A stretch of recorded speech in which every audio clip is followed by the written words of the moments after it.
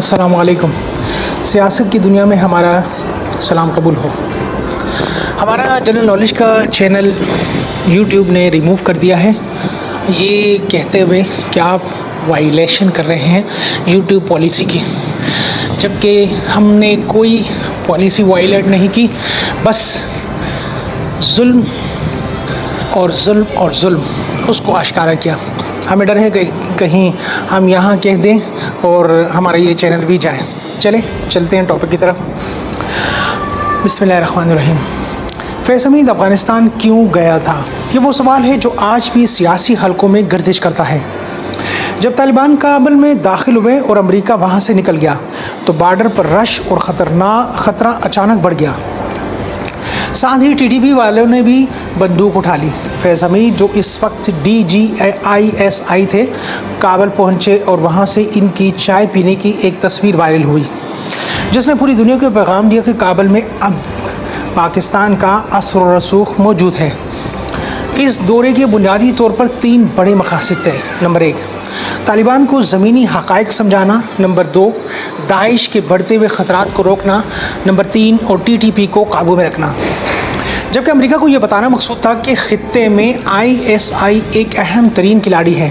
اس mission کا نتیجہ آدھا کامیاب اور آدھا ناکام، یعنی آدھا تتر آدھا پٹیر والا نکلا، کیونکہ طالبان تو اقتدار میں بیٹھ گئے مگر TTP کا مسئلہ آج بھی جوں کا توں ہے اور وہ سرگرم ہے۔ یہ موضوع اپنی جگہ بہت پیچیدہ ہے جس پر تفصیلی گفتگو ہم انشاءاللہ پھر کبھی کریں گے۔ اس طرح کے سنگین اور پیچیدہ عالمی و سیاسی حالات کو سمجھنے کے لیے ہمارے نوجوانوں کو اعلیٰ درجے کی جدید تعلیم کی سخت ضرورت ہے تاکہ وہ بدلتی ہوئی دنیا کے چالوں کو سمجھ سکیں۔ لیکن یہاں ایک اہم نصیحت یہ ہے کہ صرف جدید ڈگریاں حاصل کرنا کافی نہیں ہے۔ جدید تعلیم جہاں ذہن کھولتی ہے وہاں اپنے ساتھ فکری انتشار اور گمراہی کے خطرے بھی لاتی ہے۔ اس لیے نوجوانوں کو چاہیے کہ وہ مستند علماء کرام سے اپنا رشتہ جوڑیں اور ان کے پاس بیٹھ کر اسلام کی اصل روح اور زندگی گزارنے کے آداب سیکھیں۔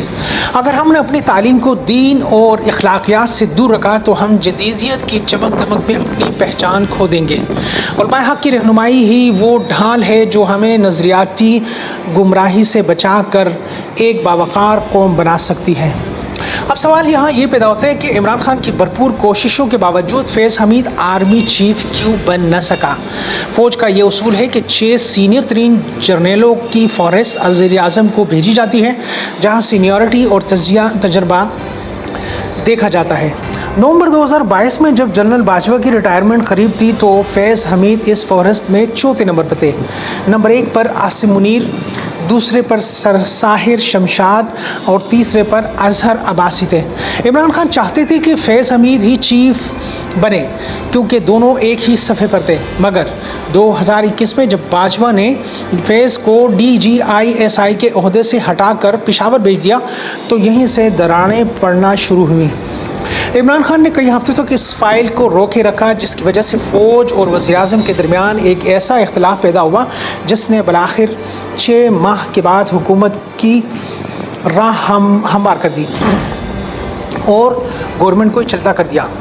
ملک میں کرپشن، دہشت گردی اور انارکی کا خاتمہ محض تقریروں یا طاقت سے ممکن نہیں ہے بلکہ اس کے لیے کردار سازی اور انسانیت کی فکر ضروری ہے۔ جب تک ہم انفرادی سطح پر اپنی اصلاح نہیں کریں گے اور پوری امت مسلمہ کے درد کو اپنا درد نہیں سمجھیں گے ہم ان عالمی بحرانوں سے نہیں نکل سکتے۔ نوجوانوں کو چاہیے کہ وہ نہ صرف اپنے ملک بلکہ پوری انسانیت کی فلاح کے لیے علم حاصل کرے تاکہ دنیا کو امن کا گہوارہ بنایا جا سکے۔ کرپشن، ناانصافی کے خلاف سب سے بڑی جنگ یہ ہے کہ ہم تعلیم یافتہ ہو کر دیانتداری کو اپنا شعار بنائیں اور مذہب کی تعلیمات کے مطابق ایک دوسرے کے حقوق کا خیال رکھیں۔ تاریخ میں پہلی بار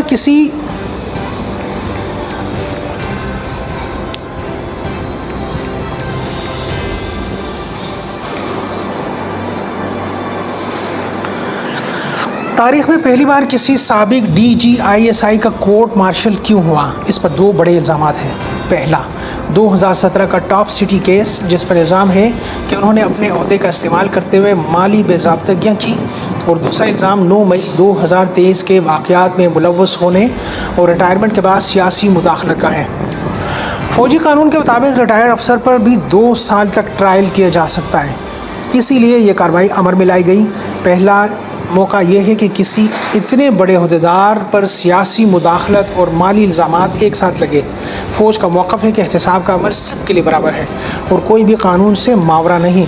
یہ اقدام 9 مئی کے بعد ایک واضح پیغام دینے کے لیے اٹھایا گیا کہ ادارہ اپنی نظم و ضبط پر سمجھوتا نہیں کرے گا۔ اگر صلاحیت کی بات کی جائے تو فیض حمید بلاشبہ ایک قابل افسر تھے۔ وہ فیلڈ کے آدمی تھے اور ٹی ٹی پی کے زبان کے ساتھ ساتھ قبائلی نفسیات کو بخوبی سمجھتے تھے۔ عمران خان اور فیض حمید کی جوڑی اگر چلتی تو شاید افغانستان اور ٹی ٹی پی کے معاملات میں کوئی لچکدار حل نکل آتا۔ دوسری طرف موجودہ چیف عاصم منیر بھی ایک بہترین افسر ہیں جو حافظ قرآن ہونے کے ساتھ ساتھ انٹیلیجنس کا وسیع تجربہ رکھتے ہیں، مگر ان کی پالیسی فیض کے مقابلے میں زیادہ سخت اور دو ٹوک ہے۔ عاصم منیر طاقت کے استعمال پر یقین رکھتے ہیں جبکہ فیض حمید زیادہ ذہین اور لچکدار حکمت عملی کے حامی سمجھے جاتے تھے۔ بعض ماہرین کا خیال ہے کہ عاصم منیر کو پشتونوں کی نفسیات کا اس طرح اندازہ نہیں جتنا فیض کو تھا، کیونکہ پشتون ایک جذباتی اور غیرت مند قوم ہے جسے طاقت کے بجائے دانشمندی اور نفسیاتی چالوں سے سنبھالنا پڑتا ہے۔ مستقبل کی بات کریں تو عاصم منیر کی مدت ملازمت میں حالیہ قانون سازی کے ذریعے 2027 تک توسیع کر دی گئی ہے۔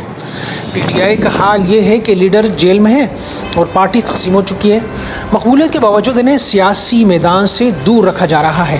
اگر مستقبل میں کوئی ڈیل ہوتی ہے تو شاید عمران خان باہر آ جائیں، ورنہ 2028 تک پہلے ان کا اقتدار میں آنا ایک مشکل چیلنج نظر آتا ہے۔ لیکن اصل حقیقت یہ ہے کہ اگر معیشت مزید بگڑ گئی اور ڈالر کی قیمت بے قابو ہو گئی تو پھر نہ کسی ادارے کی چلے گی اور نہ کسی لیڈر کی، کیونکہ بھوکا عوام خود سڑکوں پر نکل کر فیصلہ کرے گا۔ آخر میں بس یہ بات ذہن میں رکھنی چاہیے کہ پاکستان کی سیاست ایک ایسا فلم کی طرح ہے جہاں اداکار یعنی سیاستدان سامنے ہوتے ہیں مگر ڈائریکٹر یعنی اسٹیبلشمنٹ پیچھے سے سب کو کنٹرول کرتی ہے۔